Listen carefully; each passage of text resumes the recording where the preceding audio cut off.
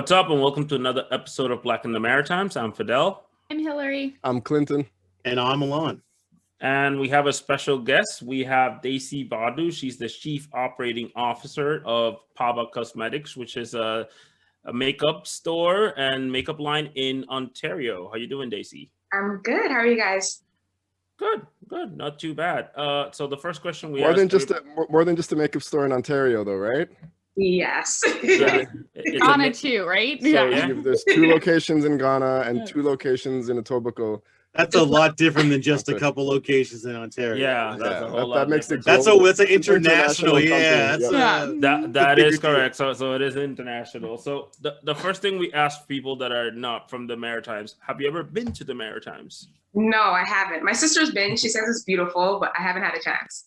Oh wow, where's she been? She went to Nova Scotia.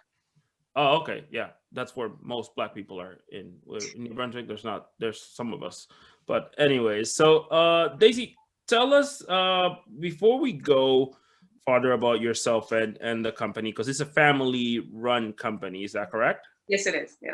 So tell us a little bit about the company. So the company was started in 2001. My mom actually started it. I was very young at that time. So at that time, my mom was working corporate and makeup was pretty much a part of her uniform. So she just wasn't finding the right shade. She looked ashy, she looked red, and she didn't want to look that way. So my mom is very, like, she knows what she wants. And when she knows what she wants, she goes and gets it. So she started doing a lot of research through the power of networking and just meeting people.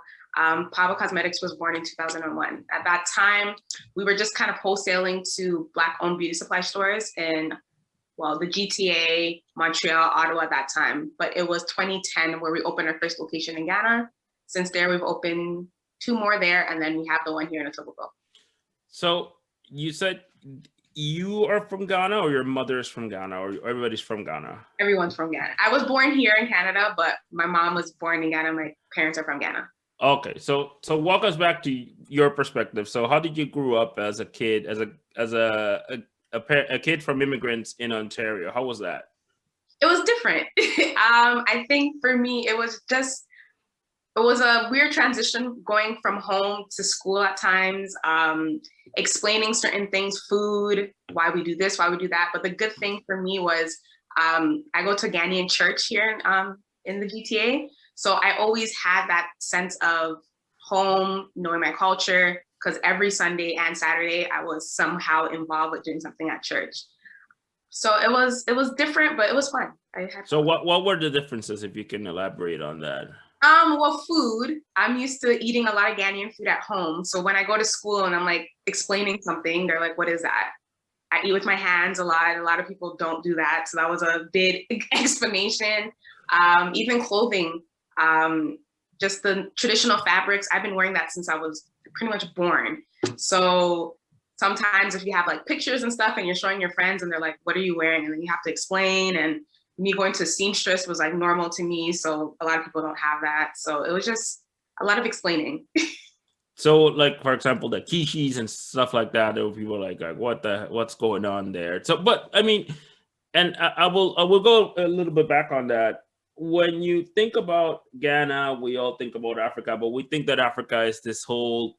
Some people think Africa is a country, which is insane to me. But it's there's a lot of countries and there's a lot of different cultures, and even within a country, there's a bunch of different tribes. So, how is Ghanaian culture, at least to your perspective? So, like you said, in the Ghanaian culture in general, different tribes have different traditions. So I'm Ashanti. So that's one of the bigger areas. In terms of culture, we're very, I want to say, proud people, very vocal. Everything for us becomes a celebration. I always say a funeral is a celebration, a wedding is a huge celebration, first birthday is a huge celebration. So everything's always, some people will say overdone, but for me, that's normal. Ghanaian culture is just a lot of people, I always say Ghanaians are very friendly. So going to Ghana, I feel very at home. Everyone's like nice, everyone's asking questions, everybody's just, they enjoy the moment. No one's really worried about what's going to happen tomorrow, I always say. Everybody's just enjoying today. Oh, wow, that's pretty cool. I mean, that looks like a friendly culture.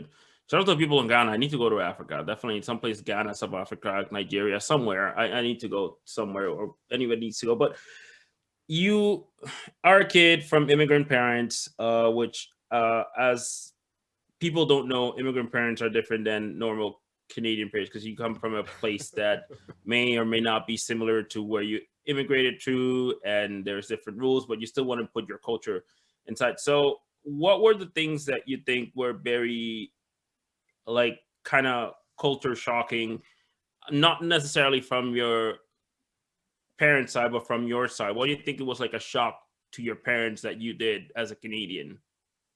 I think for us, one thing my mom always says is like, you guys are very lucky because you guys get to speak a lot, especially in school. They're always telling you like, be vocal, like express yourself.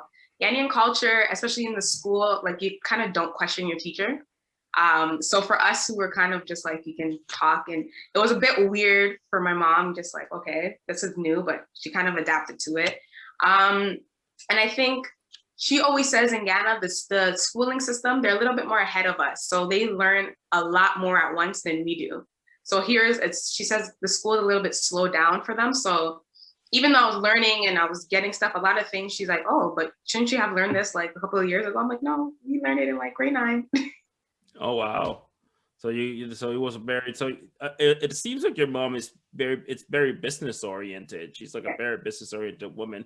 So what did she do before, like what kind of corporate job did she do in Ghana? So my mom actually came to Canada, I would say as a late teen. So my mom, before Paba really became what it was, she was working for a bank.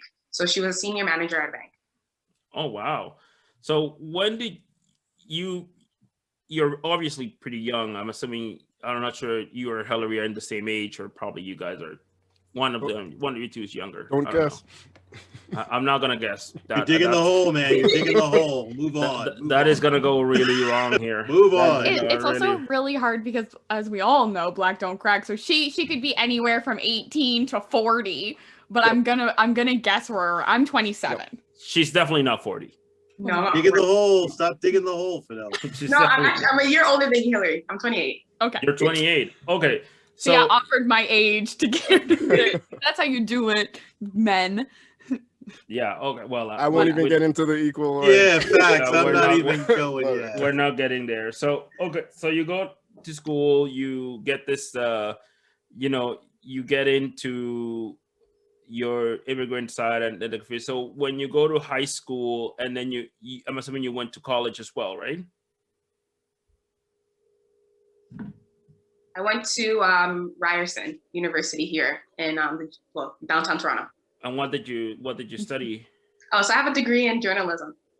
Whoa, hold on. So I thought about doing that at that school. So hold on. How did you get to okay, so we got to go a little bit back. So why did you get to journalism in the first place? So to be honest, throughout high school, we had the business, but it wasn't everyone's main focus. So my sister went to university as well. My sister has a degree in sociology. My mom was still working at the bank most of the time I was in high school. It wasn't until I think I was in grade 11 that the business she wanted to make it her full time. At that time, I kind of wanted to do my own thing. And we had ComTech, so communication technology, and I loved it. We had a TV announcement show every Wednesday and Friday at the school I used to help host. So it was just something I loved. I loved writing. I was really good in English. I was good at writing articles. So that's where I felt like, okay, one day maybe, I want to be on TV or something like that. So that was the original passion. Oh, wow. So makeup was not your thing at all? Honestly, I hated makeup. I'm not even gonna lie.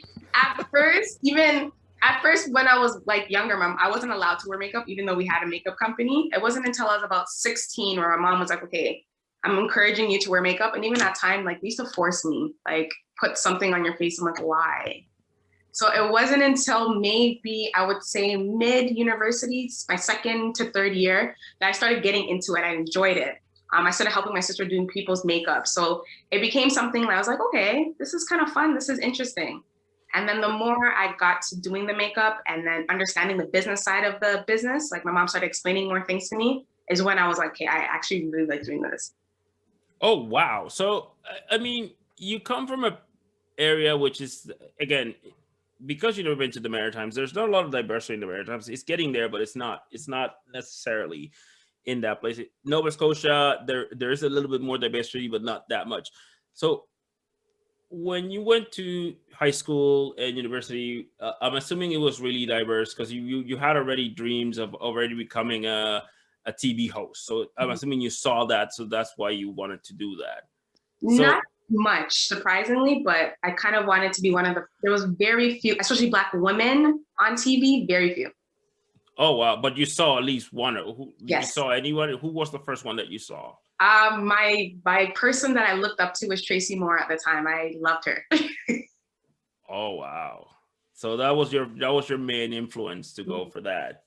So when you go from that, that's the person you go. Did you ever practice journalism? So not really. After I was done school, I just knew it wasn't exactly where I wanted to go. So I never really got into it. I still do like writing here and there for the business, interviews and stuff like that, but never fully into like a full journalism job. So it's a family. So who works in the business besides you and your mom? And I'm assuming your sister. Yeah, us three. So me, my mom, my sister. And what about your dad? He's like hands off over everything like that? I mean, he gives advice, but he is not, that's not his, even So when he has like a different job and he just does. Oh yeah, he has a completely different job. He works for a bank in Ghana right now. Oh, so he's in Ghana. Yes. Oh wow. So did you ever lived in Ghana as well? No, I never lived. I've visited many times, but I have never fully lived there. Oh wow. That is quite interesting though. But I mean, when you look at that sense that you fall into this family business, which, like I said, you wanted to get a dream to be a journalist. They don't even like makeup, but you kind of fall into it. Mm-hmm. When you first started working there, was it something that you said it's a job, let's help the family, or was it something that did your mom pursue you, or was it you that just started doing it by yourself? I would say my sister had a huge influence of me getting into it. So she was she loves makeup, has loved makeup for years.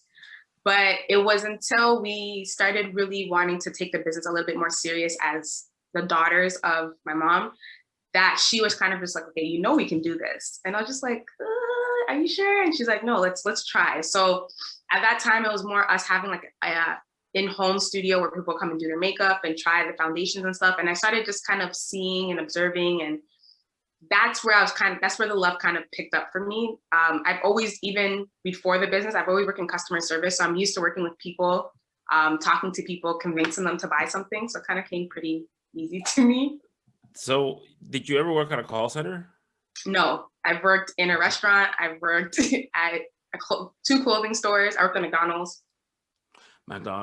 That's like a first beginning to most people here. It's good training there at McDonald's. Yeah, very good. It's really structured and it's a great place to learn. Mm-hmm. My kids love the Happy Meal. That's the only thing I care about. As long as they keep giving out those Happy Meals, it brings happiness to them. They're less annoying. Amazing. But we'll go to that. So when you start working, what do you think is the biggest hurdle that you had? And maybe your mom would be able to elaborate, but you probably, as a chief operating officer, what's the biggest difficulty or hurdle that you see it as a makeup business? Because again, you're talking to 3 guys and the makeup person, which is Hillary, she has a ton of questions that we're gonna go with her for a few. But what are the biggest things that you feel that they're the biggest difficulties in that type of business? So we're already in a business where there's a lot of giants in the makeup industry. There's the go-tos for people. Mm-hmm. So I think that was the biggest struggle because we're new, we're different. And we are a makeup company focused on women of color. So already that kind of narrows down our niche. And then, so that was the biggest thing, getting people to get out of their comfort zone of the bigger names they know, the easier places for them to find. Right now, we only have 1 store. So people kind of have to journey and find out of us to get to us. So that's been one of the biggest things. And then just convincing people that like, try it, at least try it. Hillary can attest, when you find a makeup or something you feel like works for you, you don't want to leave. That's like, it's working. But a lot of the time what we're finding is what people thought was working for them, when you introduce something that works better for them, they kind of had that minute of like shock, like, okay, so I haven't been looking as good as I thought. But once they get out of that, like, we have some very loyal customers that literally see us. Some people just literally pass by the store just to say hi. So we've built a good relationship with people. But I mean, and maybe, I'm not sure how familiar you are with American cosmetics and beauty products. As you can see, I am not the beauty person myself, but in America, there was this type of movement, and there's a documentary about it, about black hair and black makeup within the 70s. I will recommend it to people that I don't have the name on it, but I think people should see it. I will definitely. You mean Good Hair? I think it's called Good Hair By Chris. Which Chris? It's Rock. Yep. Yeah, that was a good one. Is it? Well, is that the old one? But there's a new one. It just came out. That's like probably 6 years old. No, there's a new one that came out, which we'll post it on our page when we find it. Yeah, I want to find it, but probably Good Hair. Now, there was this kind of movement within the 60s, 70s, and 80s in North America about black hair, black makeup, and black beauty as a whole. In Canada, that's not the case. I never seen a commercial of black beauty here. Ever. I never seen any type of advertising. I never seen any type of introduction to that. Why? Like, have you guys questioned that yourself, or is it something that why it doesn't happen? To be honest, we've questioned it. I think, especially looking at the Americans and how everything, especially now, I feel like a lot of advertising towards Black products and everything has been like elevated and like literally thrown in our face more often. With Canadians, honestly, I think it's just that sense of togetherness. I feel like in the States is a little bit more of people coming together to create these things. I think Canadians now, I can say within the GTA, are now understanding more of coming together, like try to create stuff. So even on Instagram, you see more people creating like Black-owned directories, Black-owned Instagram pages where they're promoting Black-owned businesses within their city or within their province. So I feel like it's starting now. More people are recognizing that it's needed. And if somebody else doesn't start it, let me start it myself. So I think there's also that feeling of people feeling like, okay, I'm going to start something myself. And once one person starts something or 3 people start something and then it becomes more of a movement, then I feel like it will happen more.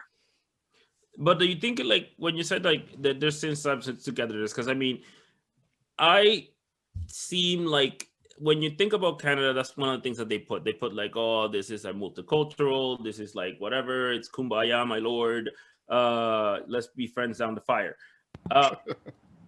But is it really that way in Ontario? Because like when they put Ontario, they wait. Don't pre-process it. Let her finish the question. Is it really that way? Because like I said, is it really like a togetherness and it's like this multicultural pond? Because I mean, I think one of the reasons that I asked that, and we at this podcast, is because we see what certain things are needed, and when you see somebody like Hillary there's very into fashion, there's very into makeup, and you see that black makeup is needed, or different shades or that's what they call it, but it's not in there. But I'm assuming, is it because it's already taken care of, which I'm assuming, like you already asked, you asked yourself, why is there no more advertising, or is it because there's some kind of hesitation to that part? Is it that scenario that we see, that this is like, oh, there is this sense of unity and there's like this cultural bubble that is not needed? Or is it that they're hesitant to do it, or they just don't really want to expose it out there? I think it's more people are hesitant. I think people know certain things are needed, but no one wants to be the one to start it. It's a scary thing in terms of starting something that's new, that's different. Being in an industry where maybe there's already that illusion that there's inclusiveness, but we all know that there's not as much as we would like to feel. It's that hesitation of being like, okay, am I going to be this one to start it? that financial hesitation as well. This is something that you're going to be putting your money into, and you're not sure exactly, number one, when you're going to get it back or if you're going to get it back. So there's a bit of that hesitation. I feel like that's what's really stopping it. The full kumbaya moment, I don't feel like it's fully kumbaya. I mean, it's not, it's okay, I should say. But I feel like it's gotten way better. I feel that COVID and the lockdown with people being home, people losing their jobs and stuff, and us, thanks to social media, seeing certain things, opening our eyes. I feel like last year, 2020, was a year of a lot of people opening their eyes to seeing certain things or realizing that maybe this small talent that I have that to me is not a big deal, somebody needs it. So let me start. Let me be that helping hand. Let me start a business based on it. So a lot of opening eyes. The kumbaya moment will come eventually. So what? Okay, so you said that just like what was before that moment that you're saying it's getting better? But like you're saying it's getting better now, but what was it that it wasn't better before, or it wasn't like that before? I feel like people didn't know. People weren't. It wasn't seen. Honestly, I think social media is. I always say it's a blessing and a curse. But it's a great blessing because everyone can feel connected right now, no matter where you are, because you're seeing people via social media all the time. So now people are feeling a little bit more connected based on something like this. You guys are literally on the other side of the country and we're able to have a conversation, right? So I feel like social media has really helped. It's, again, a blessing and a curse. And since it can be annoying, but it does help connect people. Before, yes, there was social media, but I think people weren't using it as much or not realizing how you can use it. Most people thought of social media as just something that you use to connect as friends, but now it's used as marketing. It's used as ways for people to see something that's not around them. So it's helped. Oh, okay, that's pretty cool. I mean, I would add to that too, though, the like Black Lives Matter movement helped propagate so many lists of like, these are all the Black-owned Toronto businesses. Like, you actually want to be an ally, you actually want to help. Like, here is a list of the companies that you can find and like help fund and help support. And I think that, like Daisy's saying, not only is social media great to stay connected, but through marketing, both of those things paired together specifically during this pandemic to make it that a lot of businesses somehow are thriving because people feel a need to help them and support them because they see that they are suffering or they see that they have like this disproportion because they're Black owned, that they should be supported. I think that like a lot of things have really come together over the last 2 years to help specifically Black owned businesses. Is that true though? Like hold on. and I'm gonna object here. I get it that the Black Lives Matter movement came to help. Did it really help some Black businesses, or did it just besides exposing the truth that is like, oh, unarmed Black people are getting killed by cops, like besides exposing that and exposing all injustices, has it really helped Black businesses? And you're as a businesswoman, yeah, I'm asking if it's helped Black businesses or if it's just made people more aware that they're aware. Yeah, out there. Are they actually that's what I think. Shopping? I think that's what you're asking. But didn't that be help though? Like, if you're aware of them, wouldn't you? I mean, I want Daisy. Only I want if it you translates I know into sales, personally. I've been like following much more businesses on social media, searching who is Black, who is running these businesses, figuring out how many hair brands are owned by white people. And I'm like, why are you trying to help me if you don't even understand my curl pattern? Like, it's made me want to do more research because I know I have a bigger duty. So I know personally it's making me a better shopper, but I am Black. I don't know about the white people, and I don't know about it from business perspective. I would say it's helped a lot. It's literally something has gone off in people's mind where everybody's like, they want to support Black businesses. So even with us, a lot of people were emailing us or coming into the store and be like, because you guys are a Black owned business, we want to support you. It's exposure, but it has made people more aware and wanting to support within their community. I feel like that's number one. Even on Facebook with all these, there's different like Facebook groups of like, I know there's some called like Black Queens of Toronto and stuff like that. People are literally writing in the group, I want, let's just say, a Black painter. I want a Black photographer. They only want to work with Black owned businesses to kind of support each other. I feel like right now, everybody's realizing like we need to support each other to get our, like the Black dollar up. We spend a lot of money, especially in the beauty industry with hair and our makeup, we spend the most money. 100%. So everybody kind of just wants to at least try to support within their community first before they go outward. So it's helped. Honestly, I can't even say it hasn't helped. It has helped 100%. And even during that time with even exposure, we got interviewed by like different media outlets based on us being a Black owned business. They wanted that perspective now. So that was also a little bit of an exposure, and also them, I think, other media outlets seeing that they need to have that voice there, especially now where people are kind of questioning, people are questioning people way more. At first people were more silent, but now people are very vocal saying, okay, how come you guys haven't done this? How come there's no Black owned businesses you guys have talked to? How come there's no Black owners? So even a simple story as when masks became mandatory, they wanted to find a Black owned business. So they contacted us just to have that a different face, something new. So it's helped. That is a pretty interesting perspective that it has helped, and I'm glad that has actually happened.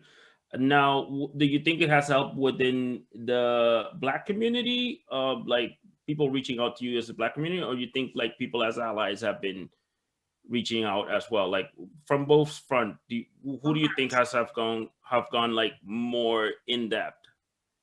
Both, obviously the Black community, it's more from there, but also allies. A lot of people who are not even Black recommending it to recommending it to their Black coworkers. So they'll be like, oh, I saw this on Facebook, I thought of you. Or I saw this on Instagram and I thought of you. So there's even people who have recommended people to our business who we've never met, who are not Black, or maybe their friend or their niece is mixed and their niece never felt like, now they like more people are kind of helping and just shining an eye. We've had clientele who aren't Black who have come in just to support, even if they can't, like they'll at least try to find one thing just so they can support.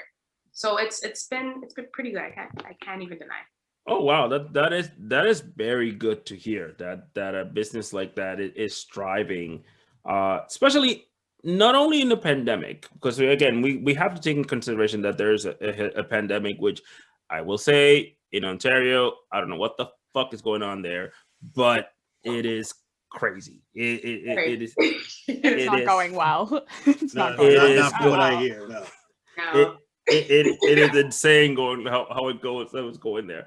So it is good that it within a pandemic a Black business is striving, but it also gets to a point that, you know, like I said, if you're saying that everybody's reaching out, which is kind of cool, and media is reaching out and things are reaching out, and you're getting that exposure because of things like Black Lives Matter, which again I think some people lose the message a bit more, like they lose the message, but I guess if you're getting some type of exposure and it's a Black business, that is quite amazing that's happening. So I definitely got to give you props. So you guys said you have how many stores already?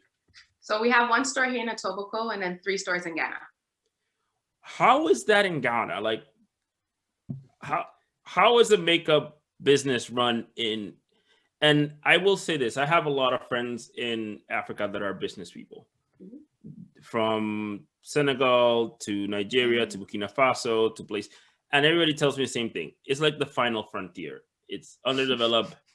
Things are being up. Yeah, like for example, I know people. I was seeing a documentary of places in Kinshasa, which I think is in the Democratic Republic of Congo.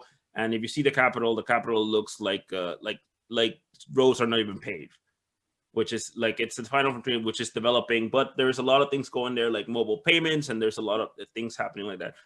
How is commerce in Africa versus Canada? Honestly, for us Ghanaians, like the business in Ghana for makeup is great. Like I was saying, we're big on celebrations, so people are always wearing makeup.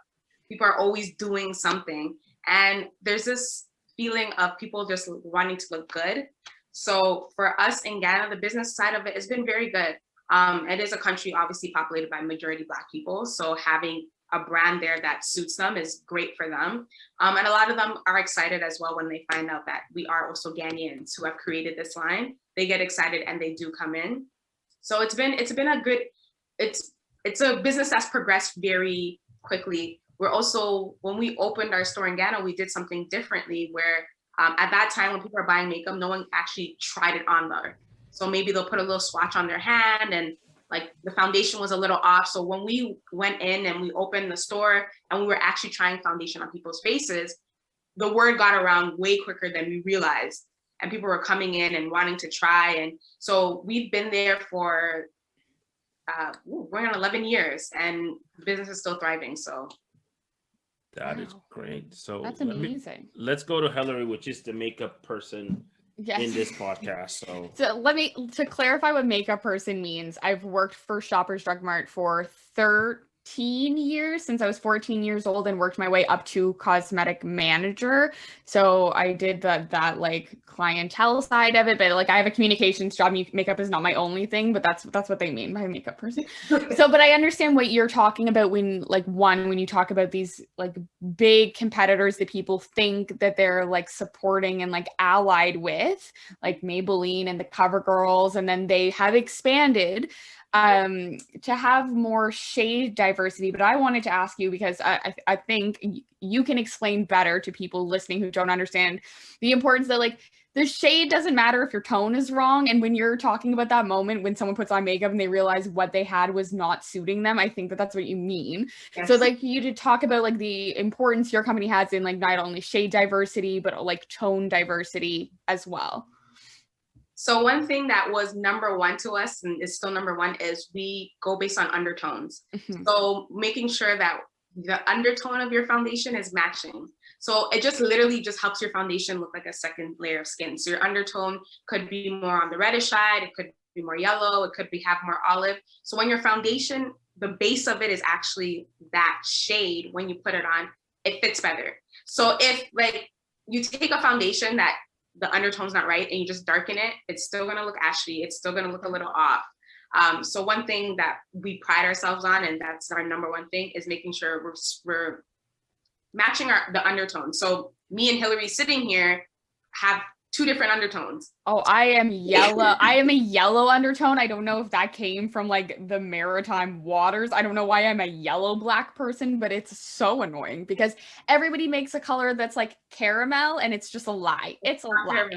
But even sitting here, me and you, technically our undertones are similar because I have yellow in my undertone, but you would never know based on us looking at our skin sitting here. So it's just making, so we might have a foundation or we might be using the foundation where our undertones are similar, but obviously the shade is going to be two different things, but it will still match us because the base of what we're using still has that yellow. Mine's is a mixture of kind of like yellow, a little bit of red, more in the neutral. I kind of go anyway, but I do have a strong yellow in my undertone. So if I don't wear a foundation that has yellow, I always look ashy or I always look super red or I always look super dark.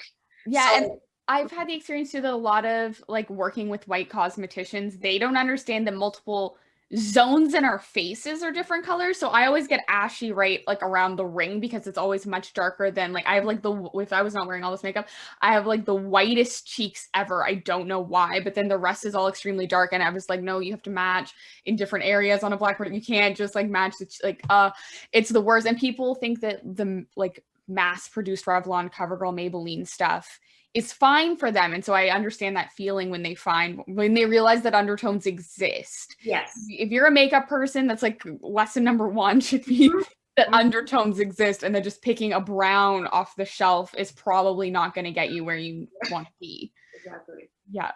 I also I wanted to ask you, I noticed that you also discussed like the importance about hyperpigmentation and redness on your website and also being cruelty free. And I wanted to ask you, like, obviously, why is that so important to you guys?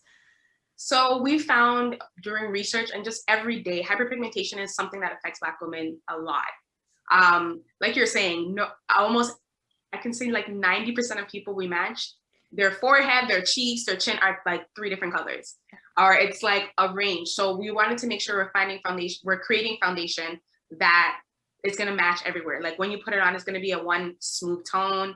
It's going to make like, you don't want the light and the dark. I mean, when we get into highlighting and contouring, that's a whole nother story. Yeah.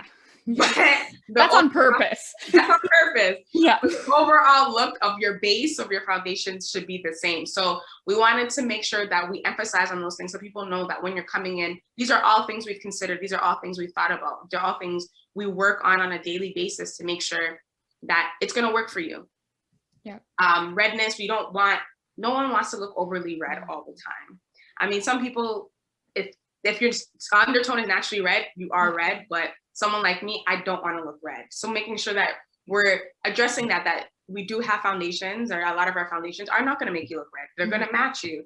So we always, certain verbiage or certain things we put on our website is because these are problems that people have been dealing with for years, always feeling like they're never going to get their perfect match based on these things. Even certain skin conditions like eczema. Some people, their eczema makes certain patches on their face very dry or very dark. So they feel like they will never find a foundation that's going to cover that.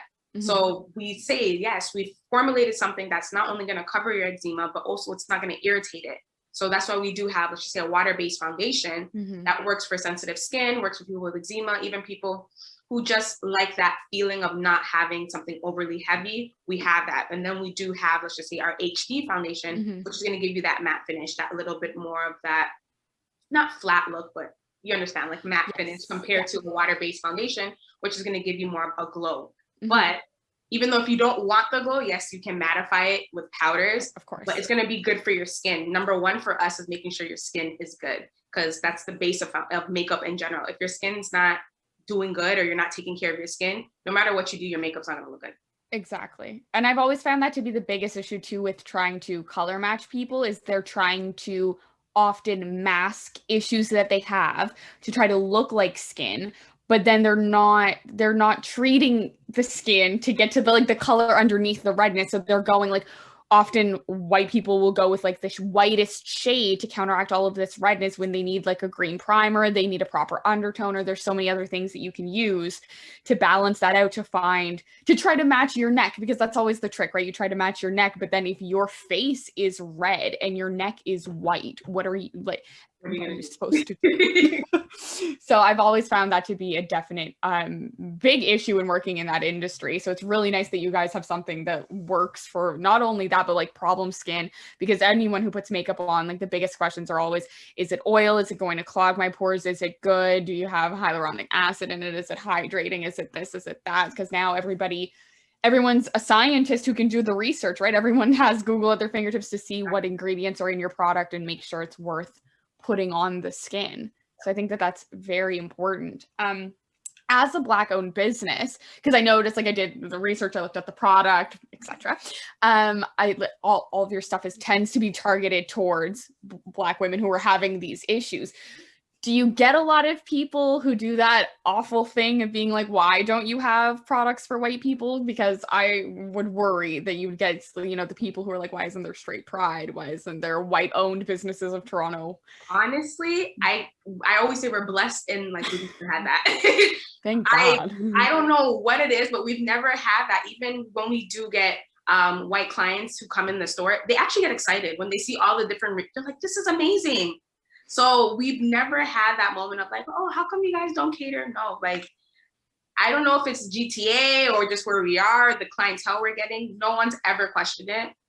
We usually get more excitement, like when they come in the store and they see the different shades, because altogether right now in foundation, we have over 33. So seeing that on a shelf where it's like all these different shades, people are literally like mesmerized, like they stand there like, this is beautiful. So we haven't experienced that. Fingers crossed. Yeah, that's amazing. I'm thrilled. Do you ever get men like the other ones here looking to solve skincare concerns, or has any of that started even crossing into your business? We get a lot of men who are like, where are the men products? Where's the beard oil? Where's this? Where's that? So these are all things we think about for the future, 100%. Because we've even had males who have just walked past the store, walked in, and then bring their wife, bring their mothers, bring their daughters. So once they're bringing in someone, they're also like, okay, but we want something for ourselves as well. So we do get a lot of men who are always questioning us, okay, where are the men products? What are you guys going to create for us? Right now, what men tend to gravitate towards is our facial cleanser. And then our makeup remover has Isoline in it, which is like a skin repair. Yep. And based on one man's experiment with his wife's makeup remover, he realized it was helping his razor bumps. So he's told one person, this was in Ghana, he's told one person who kind of told another person. So they're finding their ways, and then we're also thinking of different ways we can help them as well. For sure. I need that in my life. I need some makeup in my life. Exactly. Well, I had something. so many people in my time at Shoppers looking for just like concealer, or like male actors looking for makeup, trying to figure out how to do anything like that, cover tattoo coverage, like even just the bags under there. As like men are definitely starting to realize that makeup isn't just for women or for grandiose artistry, that it can just be to touch up like little insecurities that you have, that like your skin care routine hasn't fixed quite yet, because I think that makeup is like definitely a temporary fix to what skincare can hopefully permanently fix. Well, we used to sell men's makeup, and it was a Toronto brand. It was a Toronto line, and I can't remember what the name is. I've been sitting here the whole time trying to figure it out. If I remember later, I'll drop that. But yeah, it's I think at the time it was becoming popular in Toronto, and more men were feeling comfortable with the idea of it, just like evening out skin tones, or maybe getting rid of dark circles under the eyes, or puffy products and stuff like that, matching undertones like you said. So that's interesting. I think that is an industry that's set to take off. Sorry, Hillary, go ahead. Well, my last question before I let you take over anyway was just like, from a makeup perspective, what trends do you think are going to be coming? Because that's always, I know, a big, like everyone's like the Pantone color of the year, and then the trend setting, and like I know army green seems to be crazy right now. I feel like I'm seeing that everywhere, as well as pastels. So I just wanted your take on that fun question. I was just gonna say color in general. I feel like a lot more women, we went through the phase where everybody wanted to be like nudes. Everybody wanted a very neutral phase. And we're finding now that a lot of more people who were into the nudes are coming in for color. So army green, we have this one eyeshadow that a lot of people have been gravitating towards, even greens in general. Certain clientele who even shock me when they're like, okay, I want a green eyeshadow. I'm just like, since when? Like, you were gold, you were brown. Like, so a lot of people are experimenting with that. Even lip colors, red has, people love red lipstick, but I feel like more people are coming and looking for that red. That is like their staple red. Because I feel like a lot of women are becoming more confident wearing red, and they feel like red's very sexy. Red is something that they can wear a lot with different things, and it just kind of dresses up an outfit. So red. And honestly, overall, just even a trend that I find is a lot of people are getting away from like the very sculpted eyebrows. Yes. And they're going for that more natural looking eyebrows. So brow. Exactly. So they're looking for things that, even if they're products that they already have that are giving them the sculpted brow, they're trying to find, they'll come in and kind of like, okay, how can I use this where it's not so sculpted? It's giving me that look. So we're just trying to, we do a lot of like educating in the store. So teaching them different ways to like use the same product that they're using for one trend, but evolve it to a new trend. I feel like red lipstick is also the only thing that shows up on Zoom anymore. Like every lipstick, people are like, I just need lipsticks for Zoom calls. Can you give me the boldest colors you have, because these cameras are trash? And I'm like, I got you. Fuchsia? You want red? You want magenta? We got you. Yeah. Clinton, you may ask your questions. That's super cool. Okay, yeah, so I am in the beauty industry, but not so much makeup. I don't know a lot about makeup, just a little bit. We are more hair care and skincare products. So my wife and I, we owned Glamour Secrets for 5 years. In Ontario, that would be Trade Secrets. You're familiar with? Yes. So we owned a Trade Secrets for 5 years, and she was there for 8 years. So I know about like Deca and Blink and Quanessence and Bodyography and stuff like that. And I know that Deca did have some shades for darker skin tones, but I also think they kind of have discontinued that line since. And the men's care line, I don't remember what it was, but again, it was a Toronto brand. We also carried Six Man, which is another Toronto brand, and stuff like that. So that's pretty cool. And now we have an online store for our new business, Le Salon Diet, but that's a lot of hair care and skincare as well. But it's just interesting that I know even a few years ago, men's makeup was sort of trending for a little while, and I don't know if it still is, because it's not a major focus for us. But Daisy, so you're in a niche market, kind of, right? So cosmetics for dark skin tones in Canada. So even though you're in a niche market, what are some of the challenges that having a brand like yours in Canada has faced? Because it's niche, just getting people aware that we're here. Like I was saying, because everyone's used to where they're going, we are a smaller brand, so marketing, making sure we're getting the information out there as much as we can. So I think marketing has been one of the main things. And honestly, just getting people to trust us. Because I mean, we've had the business for years, but we're still new in the sense of us having a location and really trying to penetrate the system and focusing really on our brand. Just people trusting something that's new. Everybody has maybe a brand that their mom was using that's continued on to them and they feel comfortable. So getting them to kind of break out of their shell. Even people coming within the store, a lot of makeup and hair, I always say, is very personal because you're really in someone's face, you're in someone's hair. It's something that's a lot of people might not be as comfortable. So getting people comfortable enough for you to test, them to try. Even we have clientele who asking them to like, can we just remove a small patch for us to try? It's like very hard for them.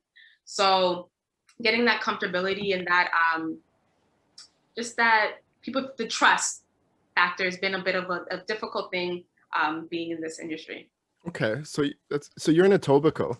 Are you like on the Queensway? Are you West Mall? Like, where is your store located, and what's the demographics around? What's the population like in the area that you're located in?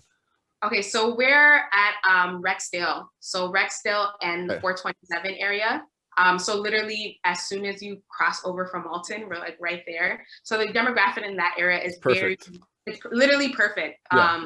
A lot of Black people, a lot of just a lot of Black people in general in that area. Huge There's a lot of Black people. Yeah, one of the most dominant parts in Toronto for. Yeah, so being in that area has honestly really helped. And I think also the access to the highway, we're literally right off the highway, has also helped people from outside of the area come and find us very quickly. Because as soon as you exit off the highway, literally we're like the first light. So. How many years has Paba Cosmetics been in business for in Canada? So officially we've been, it'll be 20 years this year. Wow. But our store location, we just hit 5 years in February. Congratulations. Okay, that's cool. Near the beginning of the interview, I found it really interesting that your mom was in the makeup business, but didn't want you to wear makeup until you were 16. And I find that interesting because makeup has so many amazing potentials. Yet at the same time, I feel like if you start wearing it too young, it could make you can end up with worse skin down the road, right? It can cause problems, especially if it's not 100% mineral based makeup, clogging pores, creating acne problems and stuff like that. So is that sort of do you guys have any philosophies or corporate philosophies on when is the right time? I don't want to you don't want to eliminate any of your target market, but is that sort of a company philosophy that maybe there is an age where it is more appropriate for health reasons and for skin quality reasons to start wearing makeup? Or is that just something that your mom wanted for you individually? Yeah, it was something more for what my mom wanted for me. I think at those developmental age where you're still learning about yourself, you don't want to add something and then like, I'm not taking care of myself properly. So with her, she's like, okay, understand everything, taking care of your skin before you start adding something new. In terms of the business, it's up to the parents whenever they want to start their child wear makeup. We've had as young as, I think one of my makeup clients was 12, but she was a dance student. So that's mandatory for her. That's true. But honestly, it is up to the parent. You have parents who want their kids to start early, don't want their kids to start early. So with us, it's no judgment zone. Whatever you guys want to do, when you come, we're going to suggest what we want to suggest and what we feel like what's going to work best. So when it comes to the younger generation or those who are much younger, we try not to target too many things, target them. And then even when they come in the store, not heavy concealer, like not so many things, like start off light and then build your way up. That was actually a really good answer because I could see you getting into some kind of trouble if you were to pass judgment on when is the right time for a parent to let their own children to. So that's a really good answer. What's the plans for Paba Cosmetics? Are you happy and content in that one location? Is the goal to expand out and franchise eventually maybe and be able to bring your line of cosmetics to Black people all over Canada and the world? Like New Brunswick, where it's desperately needed. No, eventually we would love to obviously open up stores in many places as possible that need it. Right now, our real focus is making sure the online salespeople finding the website and being able to order online, just because obviously with online, number one, we'll never be affected by the pandemic. And then as well, it's easier for as many people as far as they want to be able to get the product. So we've been really focusing on pushing online, getting people color matched online, so virtual color match. So I was just going to ask about that because I was like, as someone who would like to buy and who has just bought the wrong shade and from Sephora, which as a Shoppers employee, I should not be buying from anyway, how would a gal like me go about that?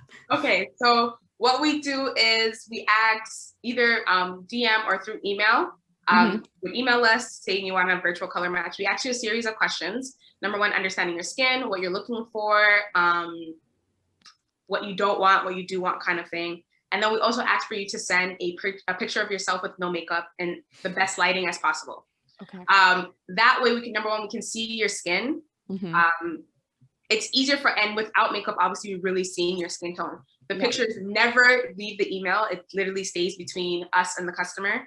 And then from there, we're able to kind of look, we've been color matching people for so long, it's kind of become easier for us to kind of look at a picture and be like, oh, you're this one. Yeah, exactly. We're always like playing with our makeup as well, like looking at different tones. And because of also where we are in the GTA, in terms of like diversity, we work with so many different skin tones and so many different people. So a lot of the times, maybe I might look at you, Hillary, and be like, okay, her skin is very similar to like, I'll think of a client in my head that will use this particular color and be like, okay, this could work for her, but this other color could work for her. So a lot of the times we might even suggest 2 different foundations. It'll be like, okay, if you want a true color match, we're thinking it's this, but maybe you want it a little bit brighter. If you want to look a bit more bronzy, you can also use this foundation.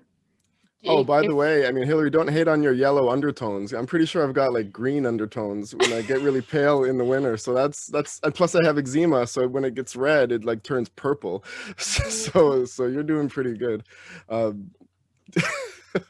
just don't think that green is possible, but like anything I guess is possible. Well, Daisy, is it possible to have greenish undertones? Or I think we might consider more olive, but you know what? Maybe olive. I don't Honestly, nowadays I just finding like anything is possible. Like she was saying, like at this point, like every day we're learning something new through our clients and through other people. Like we're literally learning something new. So you might have discovered a new undertone. I don't know. That's how okay. I have one last question.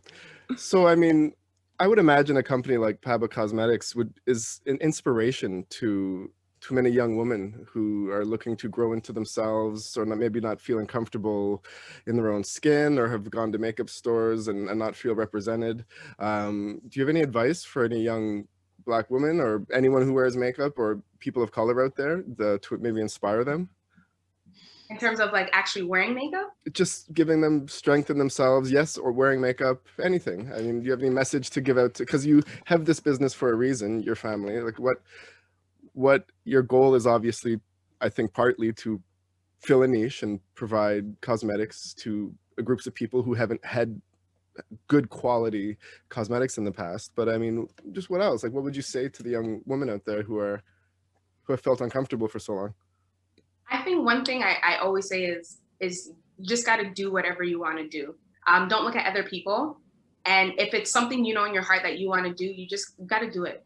A lot of the times we get discouraged from doing what we feel like is right for us based on from school and everything. So I always say just go, and then always try to find someone who's supportive. If you have a good support circle, that's always amazing because you have that confident circle. So I always say I'm very privileged to have a family who literally is my #1 supporters, who like literally scream my name wherever they go. But I also have a great group of friends who not only are going to support me and encourage me and like try to build me up, but also tell me when I'm wrong. So having that support system as well, in terms of just wearing makeup, you just got to try it. It doesn't hurt to try. Everything is an experiment. Everything is, and especially with makeup, it wipes off. So I always say, at least try. If you try it and you don't like it, you can always wipe it off. And that's one thing I always tell people who come in the store where they're like, I can't wear this. I'm like, okay, try it right now. A purple lipstick. You feel like you can't wear it. If you try it right now, you don't like it, wipe it off, and then we can continue. It's not something that's permanent that you feel like it's going to be there forever. Try it at least once. If you don't like it, you don't like it, or you might be trying something new that might become your new favorite color. So trying something, it doesn't hurt. Thank you. Yeah, I have one question. One statement first. I don't know my undertones. I have no idea. I'm a nice chocolate. That's all I know. I don't know anything else about that. But first off, congratulations on all the success, the 20 years, the whole thing. I think it's pretty cool that you're working with your parents. I think that's a pretty cool thing that it's a family business for sure. But besides that, I hear there's a podcast that you guys do. So I just wanted to quickly ask you about your podcast, what you guys talk about, where we can hear it. Just kind of go into that for a little bit. So it's an Instagram show. It's not really a podcast. So we broadcast live on Instagram every 2 weeks on a Thursday. It's called the Paba Talk. So pretty much what we do is we kind of have conversation. We bust myths. We talk to a lot of like Black-owned businesses. We talk to other people doing things in the community and just talk about different things that maybe it's conversations that we've had quietly that now we're going to have like out in the open.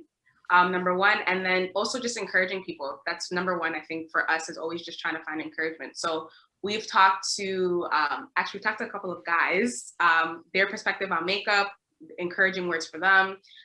We've talked to other business owners, their struggles, what they've experienced, what they feel like needs to be done in the community as well. So that's on our Instagram page at Paba Cosmetics, and it's called the Paba Talk, and that's every other Thursday. Awesome. Now, I will want to verify that what you came into that sense about your Paba Talks on your live Instagram. We know that the Liberal government in Canada is boosting for Black entrepreneurship. They recently gave grants to nonprofits, and they were giving Black entrepreneurs a knowledge hub. Now, it seems like the business that your mom started was pretty bootstrap at first.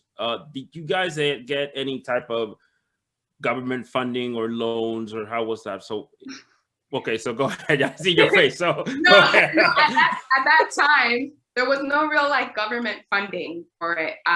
Or if there was, it wasn't known. And that time, the internet kind of like was just very not really as developed as it is obviously now.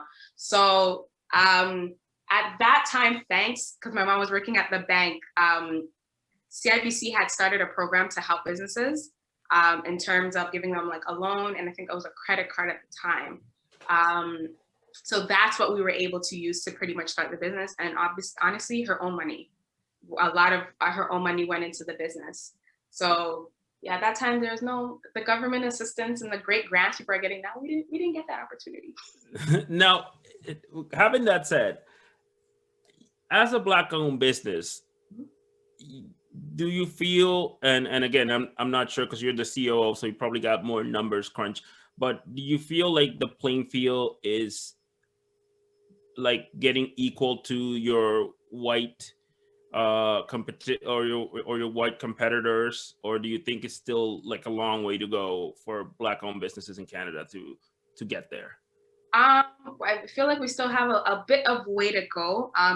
Also because they've kind of had like a head start. So we're pretty much trying to catch up.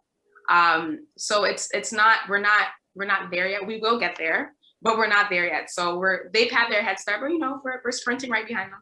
So talk to me about that. Like when you say that, like we have along with it, has there been any hurdles within the financial or corporate ecosystem that you guys feel like it's unfair or unequal to what another person would get if they're like bigger or just like different, or like a white business owner or like a conglomerate or a corporate type of thing?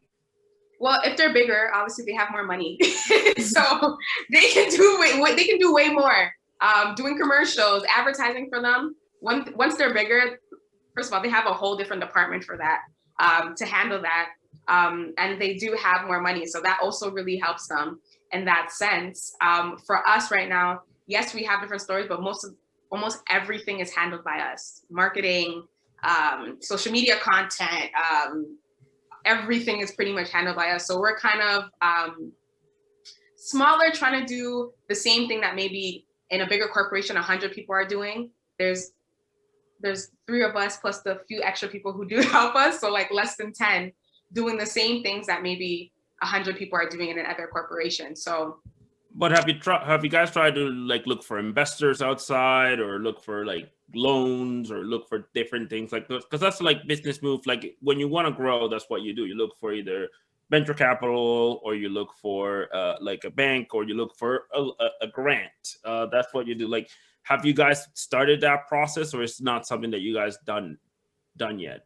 Oh, no. When it comes to the grants and stuff, of course, we've looked into it. With that one, we've never, in terms of investors, no. Just because with us, we're very particular about how we want our business to run. And sometimes when you bring in other people who've invested their money and they might have an opinion that might not coincide with what we're doing, we don't kind of want that right now. But in terms of like loans and the different grants and everything, for sure, we've looked into that. We've been doing that. And have you guys been successful getting them, or has it been like a process? Okay. No, we've been. It's been pretty good. I especially with this push, like you were saying, with the government trying to push more Black businesses. It's been successful.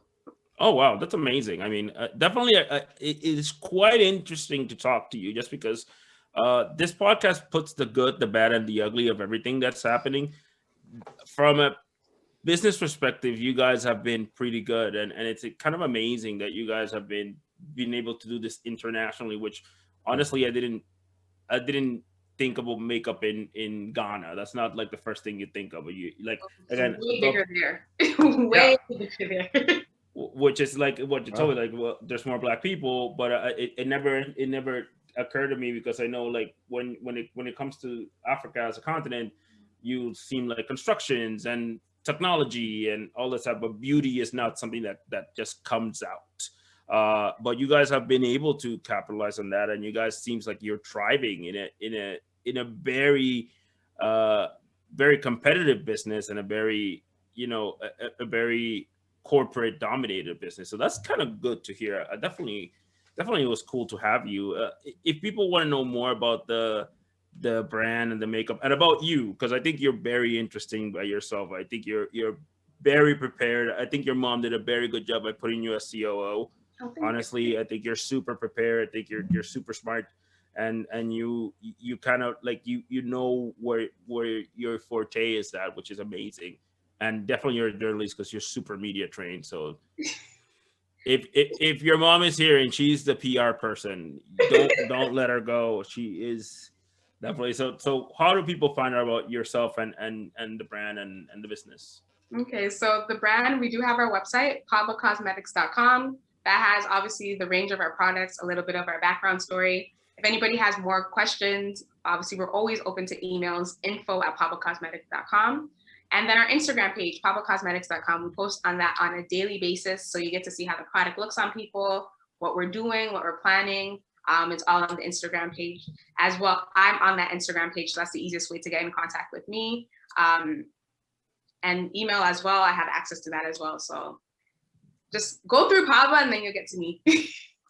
Perfect. So again, it was really nice to have you here. I think it's a pretty great story. Hope you guys keep succeeding, and if you guys need anything from us, we'll definitely have the door open to you guys. I think I want to thank Hillary for kind of catching that, because again, we definitely don't hear this type of success story, which is kind of nice to hear.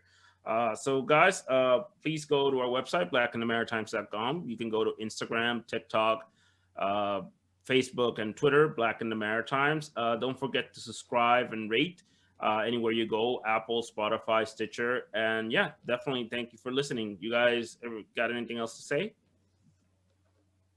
I'll start by saying that our Instagram hit 800 followers this week, so very exciting. Please keep following. I'm Cropberry on all social media channels, and don't forget to follow the mental health Instagram photo project that I'm working on, Second Glances. Check out my band Echo 7. We're on Instagram and Twitter @_Echo7. Check out our merch on Teespring and our music on Bandcamp. I'll say something for once. You'll check out LeSalonDieppe.com for our salon spa here in Dieppe, and lsdbeauty.ca for beauty products shipping all over Canada, hair care, cosmetics, skincare. Not that much cosmetics still. Follow me on Instagram, Clinton Davis with an _ at the end to see all the other pages I'm a part of. And thanks for listening, Daisy. It would be so nice to. Do you guys only sell on your one website, or do other businesses sell your products as well? No, right now we're just selling on our website. Okay. I think you got an idea. I like to have a wide selection. We carry about 5,000 products on our website. But it was really enlightening talking to you. We all wish you the best, and we'd love to have you back in the future, I think is everyone's sentiment. And Yeah, absolutely. I'm going to be buying something later. Don't even worry about it. Thank you guys for having me. I really appreciate it. Absolutely. All right, nothing, guys. Nothing else to say? No, Yeah, that's it. Good. All right.